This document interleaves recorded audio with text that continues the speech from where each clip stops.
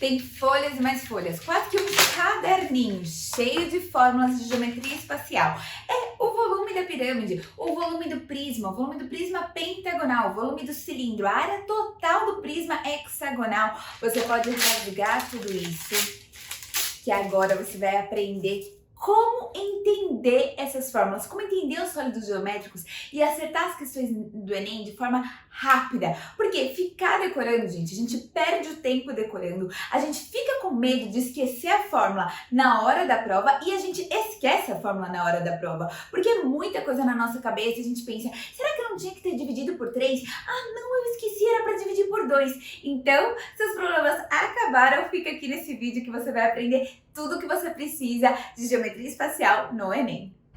Você abre a prova e bate o olho na questão e tem esses sólidos geométricos, que a princípio parece que eles não têm nada a ver, mas na verdade eles têm bastante coisas em comum. Os dois são prismas, mas o que é um prisma? E por que é importante saber prisma? Primeiro, a maioria das questões do Enem, o que cai é prisma. E como você identifica que é um prisma? A gente pode ver que os dois eles têm as duas bases iguais.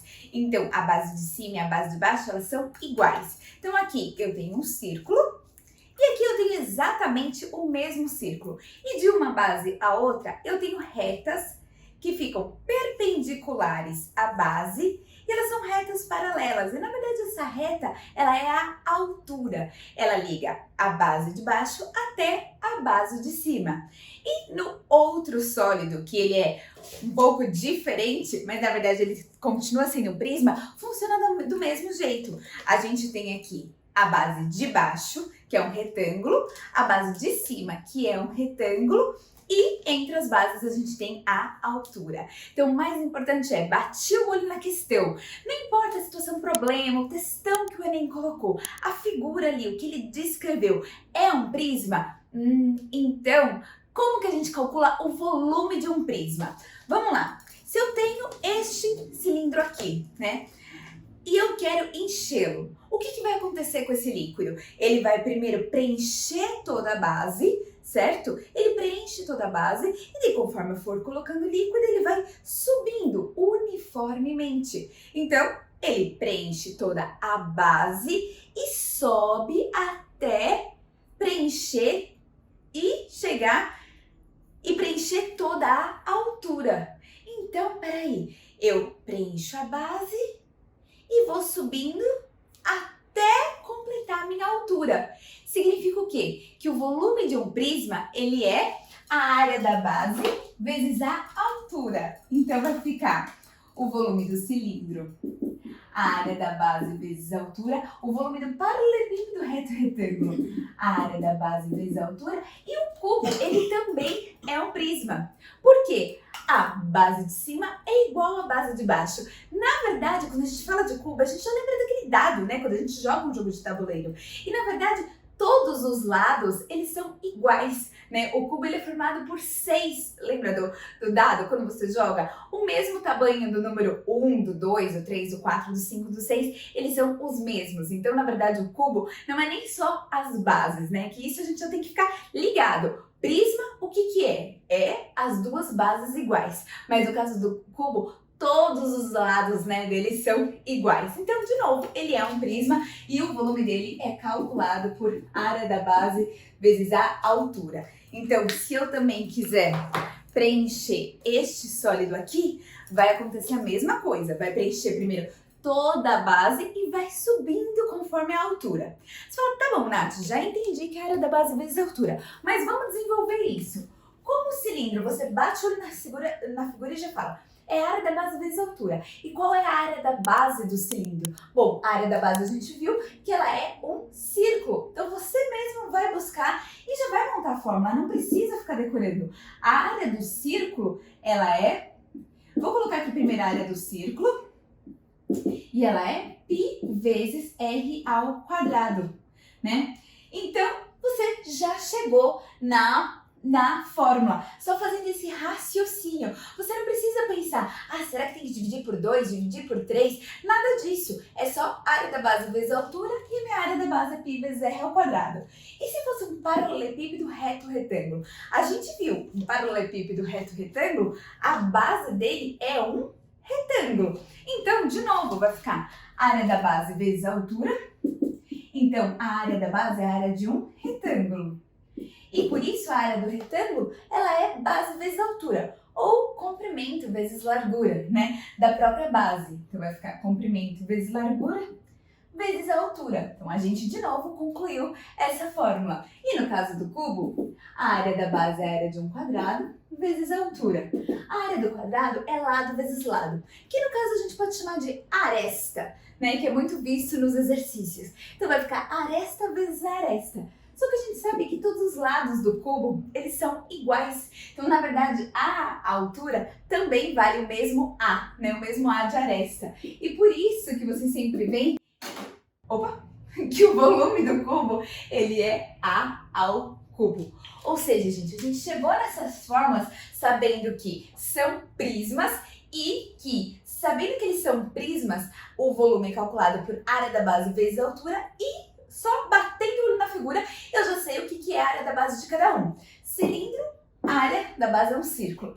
Paralelepípedo reto-retângulo, a área da base é um retângulo. E o cubo, a área da base é um quadrado. Se em vez de volume ou capacidade, porque a gente sabe que o Enem gosta de mudar às vezes o nome das coisas para deixar meio implícito o que ele quer. Então, em vez de pedir volume, ele fala de capacidade. Mas se em vez de ele falar sobre isso, ele falasse sobre área ou superfície, como que a gente calcula a área de um prisma? E vocês já estão careca de saber que um prisma é formado por duas bases e a gente tem o quê? A área lateral. Então, a área de qualquer prisma vai ficar, a área total é 2 vezes a área da base mais a área lateral. E aqui a mesma coisa. Então, a gente pegou uma vez, a gente já sabe tudo. E daí aqui, se eu tenho a área da base, eu também já sei que a área da base do cilindro é um círculo. Então vai ficar 2πr ao quadrado. Mas e a área lateral? Bom, se a gente fizer a planificação do cilindro, igual a gente está vendo aqui, a gente está vendo o quê? Que se a gente planificar, a gente tem, na área lateral, a gente tem um retângulo. Mas vamos entender um pouquinho melhor o que é esse retângulo. Então, aqui, ó, essa área lateral, se eu faço assim, ó,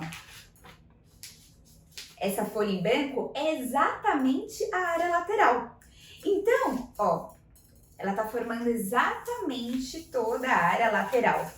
Então, se eu desfaço, né, o que eu tenho? Bom, aqui eu tenho a mesma altura e a minha base, ela é o quê? Ela é exatamente o comprimento do círculo, o comprimento do círculo da base. Então, peraí, comprimento de círculo. Então, vamos lá, se ela é um retângulo, a base dela vai ser o comprimento do círculo e a altura vai ser a altura do cilindro mesmo. Então, quando eu falo que a área lateral do cilindro ela é um retângulo, eu tô falando que ela é base vezes altura. E a gente viu que a base ela é formada pelo comprimento do círculo. E como eu calculo o comprimento do círculo? É 2πr. Então vai ficar exatamente assim. Vou decorar? Não, eu vou entender e eu vou chegando nessa conclusão na hora da prova. E quando tem um paralelepípedo reto-retângulo, bom, vamos lá. Um paralelepípedo reto-retângulo, eu tenho a base, que é um retângulo, e a base de cima, que também é um retângulo. Ou seja, um tipo de retângulo. Mas a minha área lateral, se vocês forem ver, a gente tem outros 2 tipos de retângulo. Esse daqui, que é o da frente, que é igual ao de trás. E esse daqui. Opa! Eu tinha colocado até umas letrinhas aqui para nos ajudar. E que é igual ao de trás. Ou seja, para calcular toda a área, a superfície, Eu vou ter 2 retângulos, que é a área da base, certo? E a área lateral vão ser 4 retângulos, que na verdade são 2 que são iguais e outros 2 que são iguais. Então vamos lá. Bom, aqui, começando com a área da base. Eu tenho que isso aqui é A, então isso aqui também vai ser A, certo? Como é um retângulo, é sempre base vezes altura. E isso aqui eu coloquei como B, então vai ficar A vezes B, certo? Então vai ficar 2 vezes A vezes B, mais a área lateral. A área lateral vai ser B, e aqui essa altura vale C, então vai ser B vezes C, só que 2 vezes, porque é uma aqui e uma aqui também, aqui atrás. Então, 2 vezes B vezes C, mais aqui vai ficar a base vezes a altura, também, né, que é o outro retângulo que forma a área lateral. Só que 2 vezes, porque é pra cá e pra cá também, né? Então vai ficar 2 vezes A vezes C. E pronto! Eu tenho o quê? Os meus 6 retângulos, né? E eu tenho toda a superfície do paralelepípedo reto retângulo. E no caso do cubo vai ser a mesma coisa. Só que no caso do cubo, em vez de eu ter que mudar as medidas, como a medida do cubo, ela é sempre a mesma, né? Sempre vale A, que é o valor da aresta. Então vai ficar 6 vezes A ao quadrado. Porque em cada face eu teria A vezes A, eu teria A ao quadrado. E como são 6 faces, então vai ficar 6 vezes A ao quadrado, certo? Agora, e você pode dizer assim, mas Nath, você não falou nada sobre pirâmide, né? Só cai prisma. Realmente, gente, prisma é o que mais cai. Mas uma coisa muito importante para saber da pirâmide, que cai bastante, é saber identificar as partes da pirâmide. Às vezes ele dá uma pirâmide e pede, o que essa pirâmide é formada, né? É formada por quadrado, triângulos retângulos, né? Então vamos entender um pouquinho como funciona a pirâmide. A gente já bate o olho aqui e já fala, não é um prisma. Por quê? Porque eu tenho uma base e a base de cima não é base, é um ponto, certo? Então eu não tenho 2 bases iguais. O que eu chego à conclusão que o meu volume com certeza não vai ser só a área da base vezes a altura, né? Porque ele não vai subindo linear, né? Conforme eu vou enchendo com líquido, não vai subindo linear, né? Perfeito assim, igual era do prisma. Ele vai afunilando, parece que vai diminuindo. Talvez a gente tenha que fazer uma divisão, certo? Então, no caso da pirâmide, o volume, vou anotar aqui, o volume ele vai ser a área da base vezes a altura dividido por 3. E a área total, gente, a gente já sabe que a área total da pirâmide, ela só tem uma base mais a área lateral. Então, a gente já conclui, nossa, Nath, mas será que eu multiplico por 2 ou não? Não, gente, não tem base em cima. Então, eu chego em conclusão rapidinho que é só a área da base mais a área lateral. E por fim, né, o mais importante quando a gente está falando de pirâmide é o que eu falei, é saber identificar, bater o olho na pirâmide e dizer, peraí, do que ela é formada? Você vai dizer, Nath, ué, eu consigo ver aqui, ela é formada por uma base e os triângulos. Mas que tipo de triângulo? Porque é triângulo retângulo, escaleno ou isósceles ou equilátero.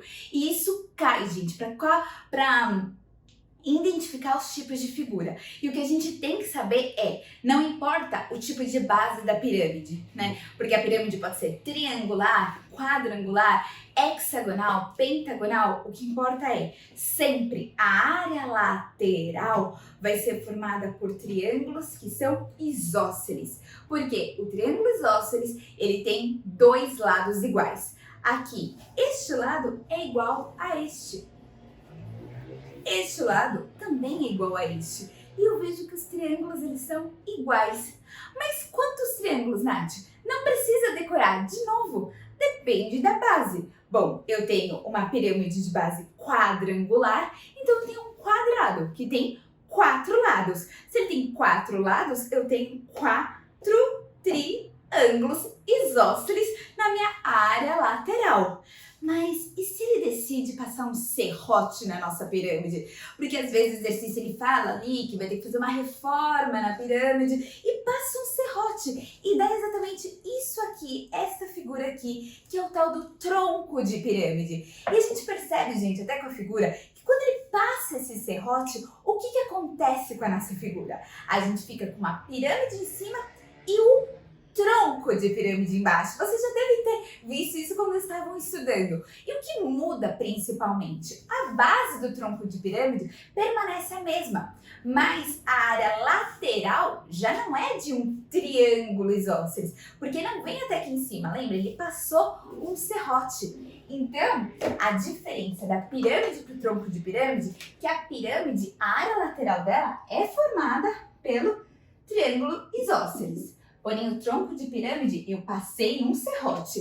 Deixa eu pegar outra caneta aqui para ficar mais fácil. Quando eu passo um serrote aqui, o que eu estou fazendo? Eu estou formando essa figura aqui.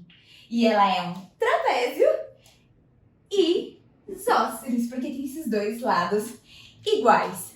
E só para fechar com chave de ouro, a gente vê essa questão aqui, só para ter certeza, gente. Foi uma questão do Enem e tem várias dessas, mas só para a gente ter certeza que quando a gente sabe, a gente entende os sólidos geométricos, você consegue resolver essa questão em menos de um minuto. Você bate o olho na primeira questão, você já vê. Bom, tem duas partes iguais e as duas partes são circulares.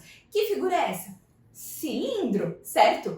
Na segunda, também tem duas partes iguais. E as duas partes dela, elas são exatamente assim, né? Ou seja, 1, 2, 3, 4, 5. É um pentágono. Você fala, Nath, não lembro o nome disso. Gente, tem duas partes iguais, vocês já sabem o quê? Duas partes iguais devem ser as duas bases. A base de baixo e a base de cima. Então, se tem duas bases iguais, é um prisma. E se a parte igual, o nome do prisma, quem manda é a base. Se é um prisma que as partes iguais é um pentágono, é um prisma pentagonal, é um prisma de base pentagonal. Mas você ainda pode ficar meio na dúvida entre a A e a E. Porque a A fala de prisma e a E fala de prisma de base pentagonal, prisma pentagonal. Tô na dúvida, mas aí você vê que a próxima, ela tem um triângulo, aqui tô quase sem espaço, e daí é formada por outros triângulos aqui. E a gente percebe que não é nítido que a gente tem duas partes iguais.